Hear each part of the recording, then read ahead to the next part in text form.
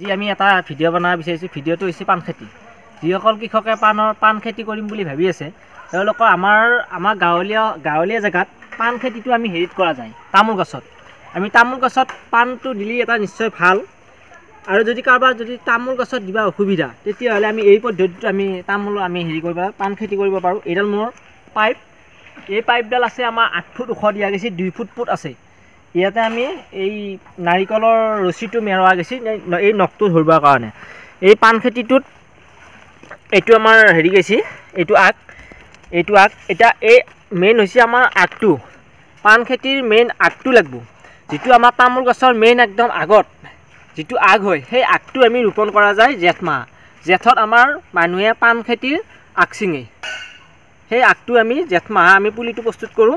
সেই পুলিটো আমি ইয়াতে ৰুই দিছোঁ। ৰুই দিয়াৰ ফলত এতিয়া পুলিটো আমাৰ ইয়াৰ পৰা পাণ খাব পৰা হৈ গৈছে তলতে। যদি আমাৰ ইয়াৰ পুলিটো মেইন হৈছে পুলিটো, যদি পুলিটো আমি বেলেগ পুলি ৰুই দিওঁ, যিটো আমি ধৰাৰ পুলি, সেই পুলিটো হ'লে আমি আগত পাণ দেখা পায়। এইটো হৈছে মেইন একদম আগৰ পাণৰ কাৰণে আমাৰ এইটো হেৰি পাণ। এই পাণটো বিভিন্ন জেগাত বিভিন্ন নাম আছে। বেলেগ জেগাত খুটি পাণ বুলিও কয়। এইটো আমাৰ হৈছে আমাৰ ঘৰচীয়া এইটো পাণ এইটো আমাৰ থলুৱা পাণ ঘৰচীয়া, যিটো আমাৰ এই পাণৰ পুলিটো এইটো পদ্ধতিটো কৰিব পাৰে। আৰু নহ'লে ব্যৱসায় ভিত্তিত কৰিব লাগিলে ইয়াতে এখন চাং দি ল'ব লাগিব। চাং দি ল'লে ব্যৱসায় ভিত্তি কৰিব পাৰি। আৰু এটা পদ্ধতি কৰিব পাৰোঁ, এই পদ্ধতিটো হৈছে আমাৰ এই বাঁহডাল 10 ফুটত কাটাই আছে, 2 ফুট। আৰু পুটটো আমি ইয়াতে পুটটোত হেৰি দিছোঁ, এইডাল পাইপ গুৰত 2 ফুট পাইপ দিছোঁ।